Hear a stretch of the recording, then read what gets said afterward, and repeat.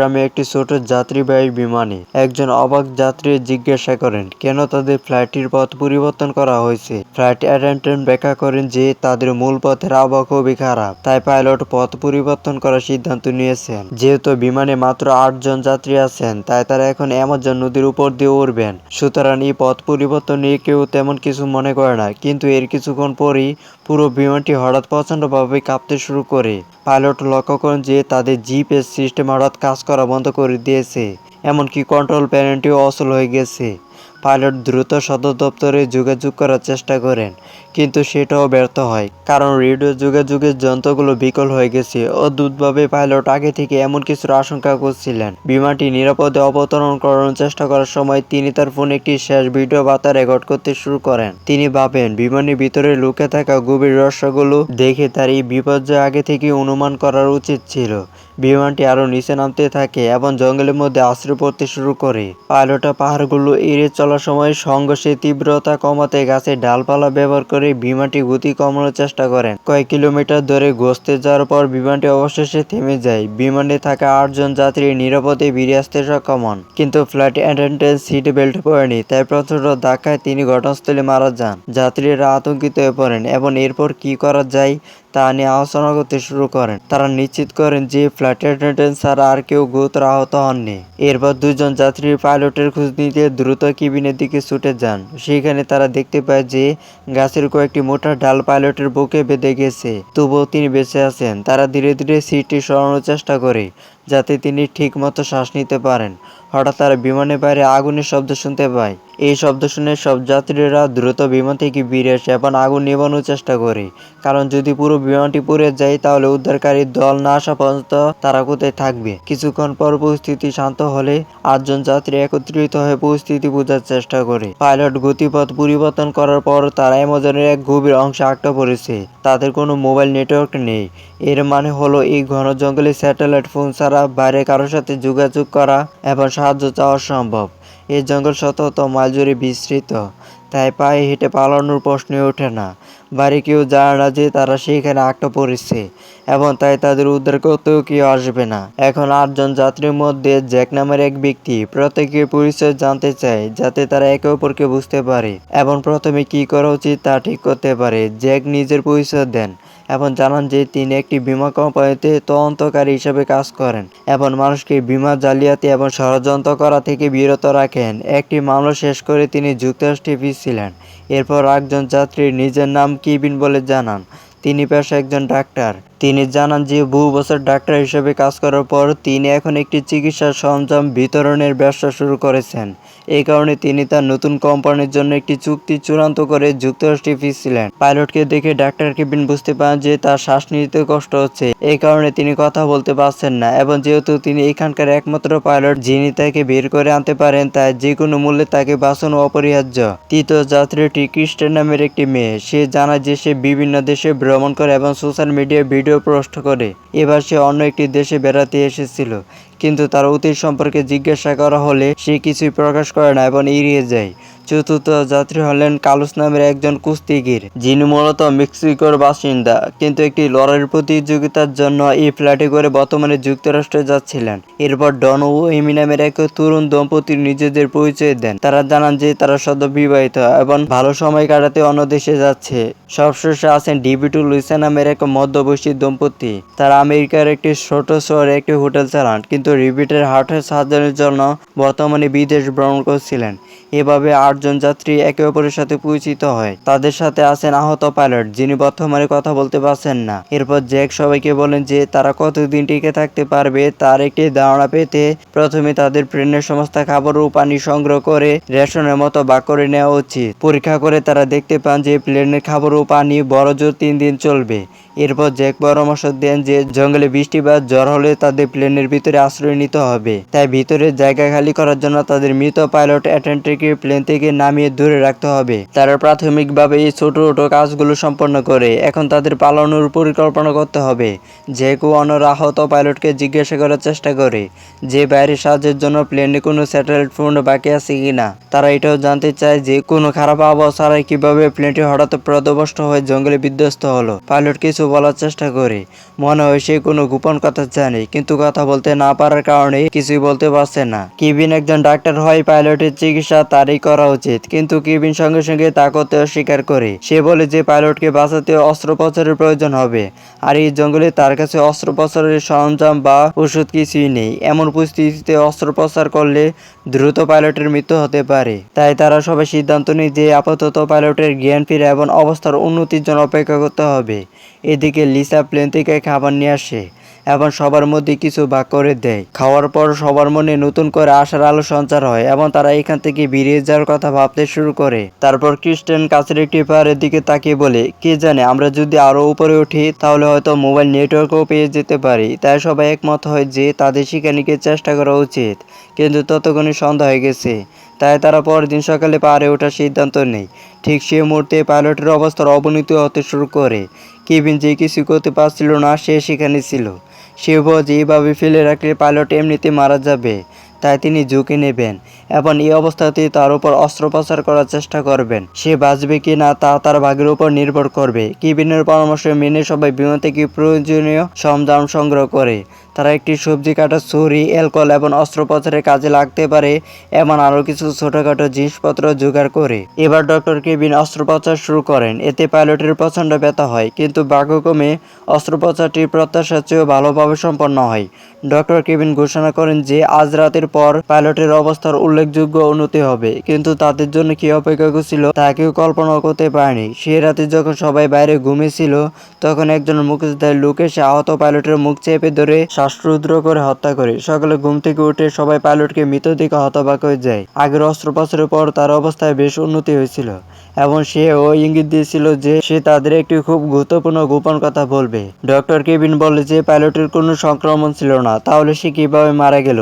এই ঘটনায় সবাই বিচলিত হয় এবং তারা সবাই বলতে শুরু করে যে রাতে যদি কেউ পালা করে পাইলটের উপর নজর রাখতো তাহলে ভালো হতো, কিন্তু এখন আর কিছুই করার নেই। সবাই ধরে নেয় যে পাইলট নিশ্চয়ই তার আঘাতের কারণে মারা গেছেন। তাই তারা পাইলটের দেহটি মৃত পাইলট অ্যাটেন্ডেন্টের দেহ থেকে কিছুটা দূরে একটি গাছের নিচে রেখে দেয়, যাতে কোনো উদ্ধারকারী দল এলে দুইজনের দেহ তাদের পরিবারের কাছে পৌঁছে দেওয়া যায়।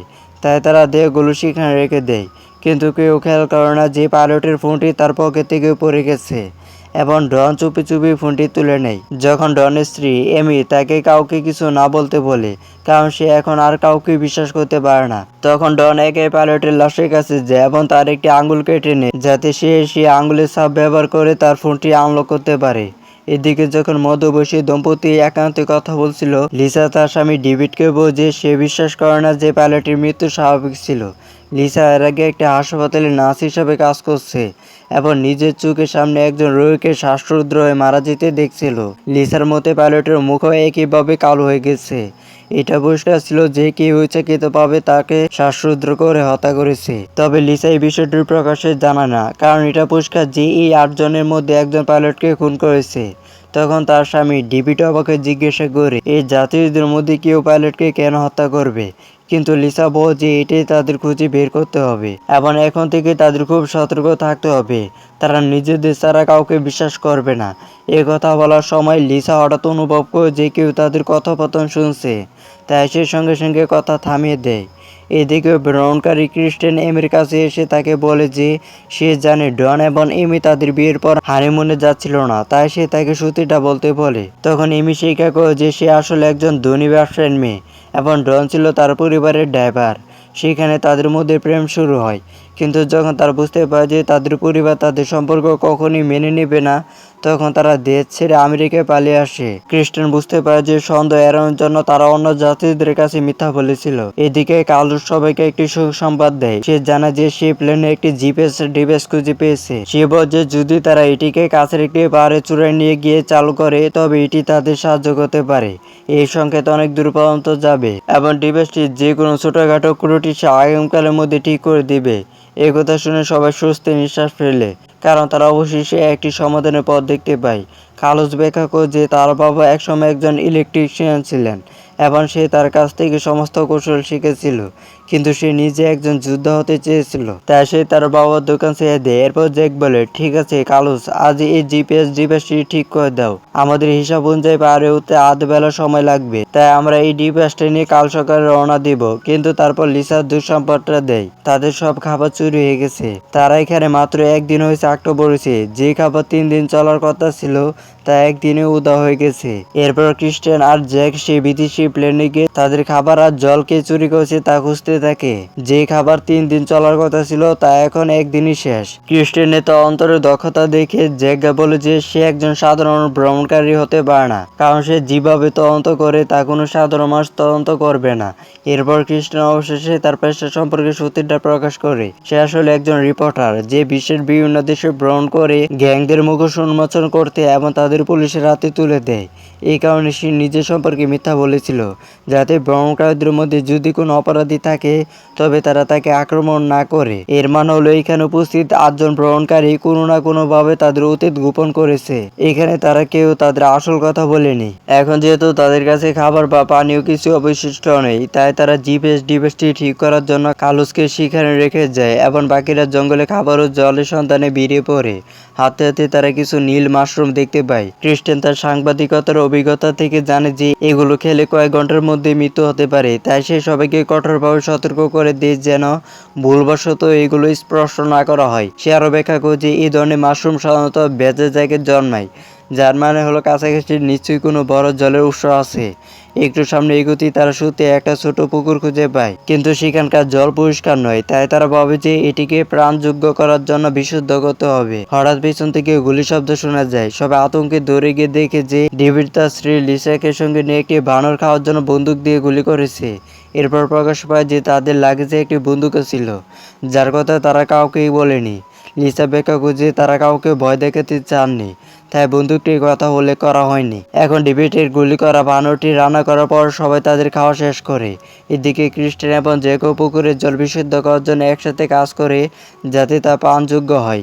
এর মানে হলো আজকের মতো খাবার ও পানীয় নিয়ে উত্তেজনা শেষ। কিন্তু দলের একজন সদস্য এমি বানরের মাংস খেতে পারে না। তার খাবার যাতে নষ্ট না হয়ে যায় তাই ডেভিড তার নিজের ভাগের খাবারগুলো খেয়ে নেয়। এরপর জ্যাক সবাইকে জিজ্ঞাসা করে যে ডেভিড এবং লিসার মতো আরও কারোর ব্যাগে বিপজ্জনক কিছু লুকানো আছে কিনা, কারণ এই বিষয়ে জানার অধিকার সবার আছে। লাগোস তার ব্যাগ খুলে এবং প্রকাশ করে যে তার কাছে কেবল তার ফ্লাইটের মাস্কটি আছে, যা তার যোদ্ধা সত্তার প্রতীক। সে আরো বলে যে আগামীকাল তারা সাহায্যের জন্য একটি জিপিএস ডিভাইস থেকে সংকেত পাঠাবে, তাই আপাতত তাদের একে অপরকে ভয় পাওয়ার কোনো কারণ নেই। কিন্তু রাতে যখন সবাই ঘুমে থাকে, ডেভিডের স্বাস্থ্যের হঠাৎ অবনতি ঘটে এবং কেউ একজন একটি বিমানের আড়ালে লুকিয়ে দূর থেকে সবকিছু দেখছিল। এরপর সে অচেনা লোকটি তার স্যাটেলাইট ফোন বের করে একটি মেয়েকে ফোন করে জানায় যে তাদের পরিকল্পনা এখন পর্যন্ত পুরোপুরি সফল হয়েছে এবং সে আরো দ্রুত এগিয়ে যাবে। এর অর্থ পরিষ্কার, তাদের মধ্যে একজনের কাছে স্যাটেলাইট ফোন আছে, কিন্তু কেউ ইচ্ছাকৃতভাবে এটি লুকিয়ে রেখেছে এবং শুরু থেকে এমনটা করে আসতেছে। কিন্তু সে এমনটা কেন করছে, এটা একটি বড় রহস্য যা পরে প্রকাশ পাবে। পরের দিন সকালে লিসার কান্নার শব্দে সবার ঘুম ভেঙে যায়, কারণ তার স্বামী ডেভিডের রাতে মারা গেছে। ডাক্তার কেভিন দ্রুত ডেভিডকে পরীক্ষা করে দেখে যে তার মুখ থেকে ফেনা বেরোচ্ছে। এর মানে হলো তার খাবারে বিষ রয়েছে এবং খুব সম্ভবত তাকে বিষাক্ত মাশরুম খাওয়ানো হয়েছিল, ঠিক সে নীল মাশরুমগুলো যা তারা গতকাল আসার পথে দেখছিল।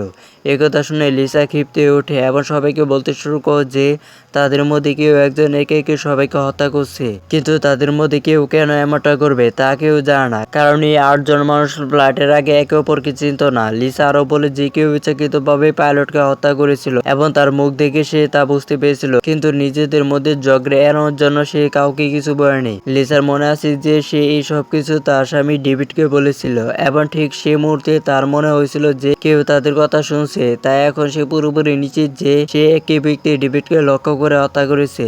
গতকাল যখন তারা জঙ্গলে বিষাক্ত মাশরুম খুঁজে পেয়েছিল, তখন 8 জনের মধ্যে একজন নিশ্চয়ই গোপনে সেগুলো তুলে নিয়ে সেদিন রাতে ডেভিডের খাবারে মিশিয়ে দিয়েছিল। তাছাড়া ডেভিড গতকালে এমির খাবারও খেয়েছিল, তাই কে জানে এমির খাবারে হয়তো বা বিষ মিশানো ছিল। এখন সবাই ভয়ে আরো আতঙ্কে আচ্ছন্ন, কারণ যদি তাদের মধ্যে কোনো খুনি থাকে তাহলে সবারই জীবন বিপদে। তার উপর তাদের প্লেনটা হঠাৎ জঙ্গলে বিধ্বস্ত হয় এবং তাদের একে একে ক্রুদের কয়েকজন সদস্য মারা যায়। এই সব কিছুতে ইঙ্গিত দেয় যে এটা এটা কোনো দুর্ঘটনা ছিল না, বরং একটি পূর্ব পরিকল্পিত পরিকল্পনা ছিল। এখন সবাই বিচ্ছিন্ন হয়ে পড়েছে, কারণ কেউ কাউকে বিশ্বাস করতে পারছে না। ডন তার স্ত্রী এমিকে পাইলটের ফোনটা দেখায়, যেটা সে আগে থেকে নিয়েছিল। ফোনটিতে পাইলটের শেষ ভিডিও রেকর্ডিং রয়েছে, যেখানে সে প্রকাশ করে যে প্লেনটিতে একটি বড় গোপন তথ্য ছিল এবং এটি ইচ্ছাকৃতভাবে বিধ্বস্ত করা হয়েছে। ডন এবং এমি ভিডিওটি বাকি সবার সাথে শেয়ার করে, এতে সবাই নিশ্চিত হয় যে এখানে একটি আসল বিপদ লুকিয়েছে এবং আগে দুটি মৃত্যুর দুর্ঘটনা ছিল না, বরং পরিকল্পিত হত্যাকাণ্ড ছিল। কালুস জানায় যে সে অবশেষে জিপিএস ডিভাইসটি ঠিক করেছে। এখন তাদের শুধু পাহাড়ে চড়ে পৌঁছতে হবে, কিন্তু কেউ কাউকে বিশ্বাস করতে পারছে না, কারণ আসল খুনি চায় না এই অভিযান সফল হোক। তারা আলোচনা করে যে দলের কোন সদস্য পাহাড়ে উঠবে এবং কে নিচে ক্যাম্প রক্ষা করবে, কারণ তারা সবাই একসাথে উপরে যেতে পারবে না। এরপর জ্যাক বলে যে সে নিজে ক্যাম্পের উপর নজর রাখবে এবং ডক্টর কেভিন ও ক্রিস্টিয়ান কালুসের সাথে পাহাড়ে উঠে জিপিএস ডিভাইসটি স্থাপন করবে। তিনজন এখন ডিভাইসটি নিয়ে উপরে উঠতে শুরু করে। তারা জানে যে যদি তাদের মধ্যে কেউ খুনি হয়, তবে বাকি দুজন মিলে ব্যাপারটা সামলে নেবে। এদিকে পাহাড়ে ওঠার সময় কালুস ক্রমাগত চুইংগাম চিপাতে থাকে এবং ক্রিস্টিয়ান চুইংগামের টুকরোটি দেখে বুঝতে পারে যে এটি সেই খাবার থেকে এসেছে যা আগে চুরি হয়েছিল, অর্থাৎ কালুসই তাদের খাবার চুরি করেছে। সে আসল খুনি হতে পারে। তবে ক্রিস্টিয়ান এখনও কাউকে কিছু বলছে না এবং কালুস যাতে কোনো ঝামেলা করতে না পারে সেজন্য তার উপর নজর রাখছে। তাছাড়া কালুসের কাছে জিপিএস ডিভাইসটিও ছিল, যদি কালুস ওটা ভেঙে ফেলে ক্রিস্টিয়ান সেটা নিয়ে নেবে। এরপর তিনজন একসাথে পাহাড়ে চড়া শুরু করে। আধে বেলা চড়ার পর তারা অবশেষে চূড়ায় পৌঁছায়, কিন্তু চড়ার সময় ক্রিস্টিয়ান হঠাৎ পিছলে গিয়ে পাহাড়ের কিনারায় ঝুলে পড়ে। ঠিক সেই মুহূর্তে জিপিএস ডিভাইসটিও কিনারার কাছে পড়ে যায়। তিনজনই জানে যে ডিভাইসটি পড়ে গেলে তাদের বেরিয়ে আসার একমাত্র পথ বন্ধ হয়ে যাবে, তাই ক্রিস্টিয়ান নিজের জীবনের ঝুঁকি নিয়ে সবার আগে ডিভাইসটি ধরে ফেলে। কালাস এবং ডক্টর কেভিনও নিজেদের জীবনের ঝুঁকি নিয়ে ক্রিস্টিয়ান এবং ডিভাইস দুটোকে উপরে টেনে তুলে। এই ঘটনার পর তিনজনের মধ্যে একটি পারস্পরিক বিশ্বাস তৈরি হয়। যদি তাদের মধ্যে কেউ খুনি হতে, তবে সে সহজে বাকি দুজনকে নিচে ফেলে মেরে ফেলতে পারত, কিন্তু তার বদলে তারা একে অপরকে বাঁচায়। কালাস অবশেষে জিপিএস ডিভাইসটি চালু করতে শুরু করে। ডক্টর কেভিন তার মোবাইল ফোন চেক করে, কিন্তু তখনও কোনো সিগন্যাল নেই, অর্থাৎ তাদেরকে পুরোপুরি জিপিএস সিগন্যালের উপরে নির্ভর করতে হবে। কিছুক্ষণ পর কালুস বাকি দুজনকে জানায় যে অবশেষে জিপিএস ডিভাইসটি চালু করেছে এবং কয়েক ঘন্টার মধ্যে একটি উদ্ধার সংকেত ছড়িয়ে পড়বে। কেউ এসে তাদের বাঁচাবে। সূর্য অস্ত যাচ্ছে, তাই তিনজন তাদের ক্যাম্পের দিকে ফিরতে শুরু করে। নিচে বাকিরা একে অপরকে একেবারে বিশ্বাস করে না। লিসা তার বন্দুক নামিয়ে রেখে জেকে দূরে থাকতে বলে, কারণ তার স্বামীর মৃত্যুর পর সে কাউকে বিশ্বাস করতে পারছে না। এদিকে ডন তার স্ত্রী এমির উপর রেগে যায়। সে এমিকে কারোর সাথে কথা বলতে বারণ করে এবং বলে যে এখান থেকে সে সবকিছু নিজে সামলাবে। কিন্তু এমি এখন ডনকে সন্দেহ করতে শুরু করে। তার মনে হয় যে ড্যাবের সাথে পালিয়ে সে হয়তো বা অনেক বড় ভুল করেছে, কারণ সে ডনের অতীত সম্পর্কে কিছু জানতো না। সে কেবল অন্ধভাবে ভালোবাসায় তাকে বিশ্বাস করে ড্যাবের সাথে পালিয়ে গিয়েছিল। আর এখন এই জনমানবহীন জঙ্গলে মানুষ একের পর এক মারা যাচ্ছে। এই কথা শুনে ডন রাগে চিৎকার করে ওঠে, আমি না থাকলে এতক্ষণে তুমি মরে যেতে। ডনের এই দিকটা দেখে এমি আতঙ্কিত, কারণ সে তাকে আগে কখনো এমন রূপে দেখেনি। ডনের সাথে পালিয়ে যাওয়ার সিদ্ধান্তে সে নিজেকে দোষারোপ করতে শুরু করে। এর মধ্যে চারজন লোক একে অপরের দিকে সন্দেহ চোখে তাকাতে শুরু করে। কিছুক্ষণ পর বাকি তিনজন উপরতলা থেকে ফিরে আসে এবং জানায় যে তারা জিপিএস ডিভাইসটি সঠিকভাবে স্থাপন করেছে। ভাগ্য ভালো থাকলে আগামীকালের মধ্যেই কেউ তাদের উদ্ধার করতে আসবে। এখন বাকি সাতজন লোক অস্বস্তিকরভাবে একসাথে বসে রাতের খাবার খাচ্ছে এবং আগামীকাল পর্যন্ত কিভাবে টিকে থাকা যায় তা নিয়ে ভাবছে। রাত নামলে বাকি সবাই ঘুমিয়ে পড়ে, কিন্তু কালুস তার প্রতিযোগিতার জন্য পুরোপুরি প্রস্তুত হতে চেয়ে তার লড়াই অনুশীলন আবার শুরু করে। কালুস যে তার স্বপ্ন পূরণের জন্য পরিবার ছেড়ে এসেছিল, এমন ভয়াবহ পরিস্থিতিতেও তার অনুশীলনে মনোনিবেশ করে থাকে। এই কারণে সে প্রথমে খাবার চুরি করেছিল, যাতে তার খাদ্য তালিকা ভাসমান সম্পন্ন থাকে। কিন্তু কালুস যখন তার অনুশীলন শেষ করে, তখন সে তার সামনে কালো পোশাক পরা এবং তার নিজের রিং মাস্ক পরা একজন লোককে দাঁড়িয়ে থাকতে দেখে। তারপর সে একই লোক কালুসকে ছুরি দিয়ে আঘাত করে হত্যা করে। সূর্যোদয় পর্যন্ত কেউ কালুসকে খুঁজে পায় না, যে কালুসকে খোঁজার জন্য আলাদা হয়ে যাওয়ার প্রস্তাব দেয়। কিন্তু ডক্টর কেভিন তাদের মনে করে দেন যে তারা গতকাল একটি জিপিএস ডিভাইস লাগিয়েছিল, তাই উদ্ধারকারী দলে এতক্ষণ এসে যাওয়ার কথা, কিন্তু কেউ আসেনি, কারণ দলের একজন সদস্য ডিভাইসটি তার কেটে দিয়েছিল। তাই এখন কোনো সংকেত নেই। এই ব্যাপারে অজ্ঞ থেকে ক্যাম্পের সবাই কার্লোসকে খুঁজতে শুরু করে, কিন্তু তাকে খুঁজে পায় না। তখন কেভিন পরামর্শ দেয় যে তারা যেন জিপিএস ডিভাইসটি আবার পরীক্ষা করে দেখে। ক্রিস্টি তার সাথে যেতে রাজি হয়, কারণ এখন আর কেউ তাদের একা পাঠানোর ঝুঁকি নিতে পারে না। পাহাড়ে ওঠার সময় তারা দূরে অনেক পাখি উঠতে দেখে এবং বুঝতে পারে যে সেখানে কিছু একটা ঘটেছে। তাই তারা সরাসরি পাহাড়ের চূড়ার দিকে না গিয়ে সেই দিকে এগোতে থাকে। সেখানে তারা কালাসের মৃতদেহ খুঁজে পায়, যাকে আগের রাতে দলের কোনো এক অজ্ঞাত সদস্য হত্যা করে সেখানে ফেলে রেখেছে। এরপর তারা তাদের ক্যাম্পে ফিরে আসে এবং সবাইকে জানায় যে তারা আরো একজন সদস্যকে হারিয়েছে। এখানকার সবাই এমি এবং ডনকে সন্দেহ করতে শুরু করে, কারণ আগের রাতে তারাই কালাসের সবচেয়ে কাছে ঘুমিয়েছিল। যদিও ডন ব্যাখ্যা করার চেষ্টা করে যে সে কিছুই করেনি, তবুও সবার মন ধাঁধায় থেকে যায়। যদি তাদের মধ্যে কোনো খুনি থাকে যে একে একে সবাইকে হত্যা করছে, তাহলে তার উদ্দেশ্য কি এবং সে এসব কেন করছে। এরপর লিসা জানায় যে আগের রাতে কেউ তার বন্দুক থেকে সবগুলি চুরি করে নিয়েছে। এখন তার কাছে মাত্র একটি গুলি বাকি আছে, যেটা তার পকেটে রয়েছে। এই কথা শুনে কেভিন জানা যে যখন সে ডনের চিকিৎসা করছিল, তখন তার পিঠে একটি টিটু দেখতে পায়। এই ধরনের টিটু সাধারণত গ্যাং সদস্যরা করে থাকে। এর মান হলো ডন হয়তো বা কোনো গ্যাংয়েরই একজন সদস্য, কিন্তু ডন ব্যাখ্যা করছে সে নিজে টিটুটা করায়নি, বরং তাকে দিয়ে এটা করানো হয়েছিল। তাকে একটি মিথ্যা অভিযোগে জেলে পাঠানো হয়েছে, যেখানে গ্যাংয়ের সদস্যরা তাকে এটা করতে বাধ্য করেছিল।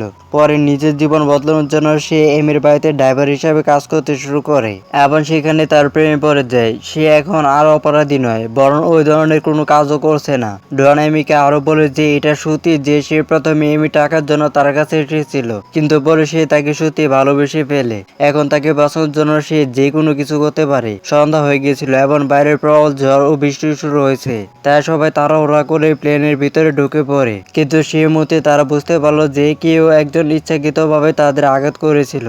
আসলে বৃষ্টির পানির কারণে প্লেনের ছাদটি ফেটে যায় এবং কিছু ব্যাগ নিচে পড়ে যায়। জ্যাক যখন ছাদটি সরালো, তখন দেখা গেল ভিতরে বেশ কয়েকটি সাদা ব্যাগ রয়েছে। সবাই সাথে সাথে বুঝতে পারলো যে এগুলো হলো মাদকের প্যাকেট, যা এই প্লেনে করে পাচার করা হচ্ছে। ডন যে একসময় একটি গ্যাংয়ের হয়ে কাজ করতো, সে বলে যে এগুলোর মূল্য লক্ষ লক্ষ টাকা হতে পারে। ধীরে ধীরে সবাই বুঝতে শুরু করে যে কিভাবে এয়ারলাইনটি যাত্রী বহন করার সময় মাদক পাচার করে। এই কারণে অন্যান্য ফ্লাইটের তুলনায় তাদের টিকিট এত সস্তা এবং সম্ভবত এয়ারলাইনটি সম্পর্কে কোনো গোপন তথ্য কোথাও ফাঁস হয়ে গেছে। তাই তারা ইচ্ছাকৃতভাবে এই প্লেনটি জঙ্গলে বিধ্বস্ত করেছে এবং যে সদস্যটি বাকি সবাইকে হত্যা করছে, সে এই চালানটি হস্তগত করার জন্য এই কাজ করছে। কিন্তু তা সত্ত্বেও কিছু বিষয় অপরিষ্কার থেকে যায়, কেন সেই সদস্যটি সবাইকে হত্যা করার প্রয়োজন বোধ করলো। এদিকে এমিকে ভয় প্লেন থেকে দৌড়ে বেরিয়ে যেতে দেখা যায়, এমন সব জিনিসের ভয় যা এখন তার জীবনকে বিপন্ন করতে পারে। এরপর ডন তাকে খুঁজতে তার পিছনে, কিন্তু কেভিন বুঝতে পারে যে কারোর বাইরে যাওয়া উচিত নয়। তারপর লিসা তাকে অনুসরণ করে। বাইরে মুষলধারে বৃষ্টি হচ্ছে আর ঝড় হওয়ার কারণে চারপাশে কিছুই শোনা যাচ্ছে না। লিসা যখন তার বন্দুকটা নিয়ে এমিকে খোঁজার চেষ্টা করে, তখন খুনি পিছন থেকে এসে তাকে ছুরি আঘাত করে। মরার আগে লিসা তার মুখোশটা দেখার চেষ্টা করে, কিন্তু তার আগে সে মারা যায়। সকালে লিসা লাশ দেখে সবাই ক্ষিপ্ত হয়ে ওঠে। তাদের অশেষ চেষ্টা সত্ত্বেও খুনি কাউকে না কাউকে হত্যা করে চলেছে। সবাই একে অপরের দিকে সন্দেহ করতে শুরু করে, কিন্তু 5 জনের মধ্যে আসল খুনি কে তা কেউ বের করতে পারে না। এরপর ক্রিস্টিয়ান জেকের দিকে বন্দুক তাক করে জানায় যে কিছুদিন আগে সে লিসার বন্দুক থেকে চুরি হওয়া সবগুলি জেকের জিনিসপত্র থেকে উদ্ধার করেছে। এর মানে হলো জেকে আসল খুনি হতে পারে। ক্রিস্টিয়ানের কাছে আরো প্রমাণ আছে। সে জেকের ব্যাগে একটি স্যাটেলাইট ফোন খুঁজে পেয়েছে। এটা দেখে ক্রিস্টিয়ান পুরোপুরি নিশ্চিত হয়ে যায় যে জেকে এই সব কিছুর পরিকল্পনা করেছে। তবে জেকে সবকিছু অস্বীকার করে। সে স্বীকার করে যে সে লিসার বন্দুক থেকে গুলিগুলো সরিয়েছিল, কিন্তু সে এটা করেছিল কারণ সে ভেবেছিল লিসা আসল খুনি এবং সবার নিরাপত্তার জন্য সেইগুলো সরিয়ে ফেলা উচিত। কিন্তু তার কাছে স্যাটেলাইট ফোনটি ছিল না। সম্ভবত আসল খুনি জেকে ফাঁদে ফেলার জন্য জ্যাকের ব্যাগে রেখেছিল। কেভিন সাথে সাথে স্যাটেলাইট ফোন থেকে সাহায্যের জন্য ফোন করার পরামর্শ দেয়, কিন্তু ক্রিস্টিয়ান ব্যাখ্যা করে যে সে ইতিমধ্যে সেটা চেষ্টা করেছে। ফোনটিতে একটি পাসওয়ার্ড আছে, আনলক না করলে ফোনটি কাজ করবে না। আর যেহেতু ফোনটি জ্যাকের ব্যাগে পাওয়া গেছে, তাই পাসওয়ার্ডটি শুধু জ্যাকে জানবে। কিন্তু জ্যাক দাবি করে যে ফোনটি তার নয় এবং সে পাসওয়ার্ড জানে না। এবার ডন ক্ষিপ্ত হয়ে ওঠে জ্যাকে আক্রমণ করে, কিন্তু কেভিন ব্যাখ্যা করে যে তারা জ্যাকে মেরে ফেললেও স্যাটেলাইট ফোনটি আনলক না হলে তারা বের হতে পারবে না, তাই তাদের জ্যাককে রক্ষা করতে হবে। এরপর তারা তাকে বেঁধে ফেলে। বাকি 4 জন জ্যাকের কাছ থেকে পাসওয়ার্ড বের করার জন্য কাউকে নির্যাতন করার সিদ্ধান্ত নেয়। হঠাৎ করে কেভিনের নাম উঠে আসে। তাই কেভিন জেকের কাছে গিয়ে পাসওয়ার্ডটি চায়। জেক আবারও অস্বীকার করে এবং বোঝে যে তাকে ফাঁসানো হচ্ছে। বাধ্য হয়ে কেভিন তার নখ দিয়ে তাকে খুচরাতে শুরু করে। এদিকে বাকি তিনজন সদস্য ক্রিস্টিয়ান, ডন এবং এমি ডিভাইসটি পরীক্ষা করার জন্য পাহাড়ে ওঠে। সেখানে তারা দেখতে পায় যে কেউ ডিভাইসটির তারগুলো বিচ্ছিন্ন করে দিয়েছে। এই কারণে এখন পর্যন্ত কেউ তাদের উদ্ধার করতে আসেনি, কারণ ডিভাইসটি বন্ধ করে রাখা হয়েছিল। ক্রিস্টিয়ান তার জুতো পরে নেয় এবং ডিভাইসটি চালু করে। এটা অবশেষে মার্কিন যুক্তরাষ্ট্রে তাদের অবস্থান চিহ্নিত করে। যারা হারিয়ে যাওয়া বিমানটি খুঁজতেছিল তারা এখন জানতে পারে যে বিমানটির অবস্থান অ্যামাজন জঙ্গলে, যারা মার্কিন সীমান্তের বাইরে, এবং যেহেতু বিমানটির সংস্থাটি মার্কিন যুক্তরাষ্ট্রে নিবন্ধিত নয়, তাই তারা জঙ্গলে তাদের সৈন্য পাঠাতে পারবে না। ঠিক তখনই একজন সরকারি তদন্তকারী ক্লিয়ার বিমান সংস্থার অফিসে এসে কোম্পানির বিরুদ্ধে তদন্তের নির্দেশ দেন, কারণ তাদের একটি বিমান কয়েকদিন ধরে নিখোঁজ ছিল এবং তারা কাউকে কিছু জানায়নি। বিমান সংস্থাটির ম্যানেজার কোরো এসে বলে, আপনারা শান্তিপূর্ণভাবে তদন্ত করতে পারেন, কিন্তু যেহেতু বিমানটি মার্কিন সীমান্তের বাইরে, তাই কেবল মেক্সিকান সেনাবাহিনী সেখানে যেতে পারবে। প্রকাশ পায় যে তদন্তকারী ক্লিয়ার আসলে জ্যাকের স্ত্রী এবং জ্যাকে বিমান সংস্থাটি তদন্ত করতে একটি গোপন মিশনে সেখানে গিয়েছিল। এই কারণে ক্লিয়ার তাকে খুঁজতেছিল। এ থেকে এটা পরিষ্কার হয়ে যায় যে 5 জনের মধ্যে একজন জীবিত জ্যাক আসলে হত্যাকারী হতে পারে না, তবে বাকি 4 জন এখনও তাকে সন্দেহ করে। এদিকে ক্রিস্টিয়ান একা জ্যাকের কাছে আসে। সে তখনও বন্দী। ক্রিস্টিয়ানও বিশ্বাস করে যে জ্যাকে ফাঁসানো হচ্ছে। জ্যাক তাকে বোঝায় যে সে যদি সত্যি সবাইকে হত্যা করতে চাইতো, তাহলে সে লিসার গুলিসহ বন্দুকটি চুরি করে সহজে বাকি সবাইকে মেরে ফেলতো, কিন্তু সে তা করেনি। ক্রিস্টিয়ান বুঝতে পারে যে জ্যাক সত্যি বলছে, তাই কাউকে কিছু না বলে সে চুপিসারে জ্যাকের দড়ি খুলে দেয় এবং তাকে চলে যেতে বলে, যাতে অন্যরা তাকে আর নির্যাতন না করে। সকালে বাকি 3 জন হতবাক হয়ে যায় যে জ্যাক কিভাবে পালিয়ে গেল। ক্রিস্টিয়ান দাবি করে যে সে কিছু জানে না। ডন এবং এমি ক্ষিপ্ত হয়ে ওঠে, কারণ জ্যাক যদি সত্যি হত্যাকারী হয় তবে তার মুক্তি এখন সবার জীবনকে বিপদে ফেলবে। কেভিন, যে গতকাল জ্যাকে খুব খারাপভাবে নির্যাতন করেছিল, সে মনে করে যে জ্যাক হয়তো বা প্রতিশোধ নেবে। এতে ডক্টর কেভিন ভয় পেয়ে যান। এরপর ডন এমিকে নিয়ে ক্রিস্টিয়ান এবং ডক্টর কেভিন থেকে আলাদা হয়ে অন্য কোথাও চলে যায়, কারণ সে আর কাউকে বিশ্বাস করতে পারে না। কিন্তু ক্রিস্টিয়ান তাকে বুঝে যে যদি তারা সবাই আলাদা হয়ে যায় তাহলে আসল খুনের কাজ আরো সহজ হয়ে যাবে। তবে ডন তাদের মনে করে দেয় যে তারা সবসময় একসাথে ছিল, তবুও তাদের অনেক সহযোদ্ধা মারা গেছে, তাই এখন তাদের আলাদা হয়ে যায় ভালো। এদিকে জ্যাক আশ্রয়ের খুঁজে ক্যাম্প ছেড়ে চলে যায়। সে বাকি 4 জনের কাছে যেতে পারে না, কারণ ক্রিস্টিয়ান ছাড়া বাকি সবাই তাকে খুনি বলে বিশ্বাস করে।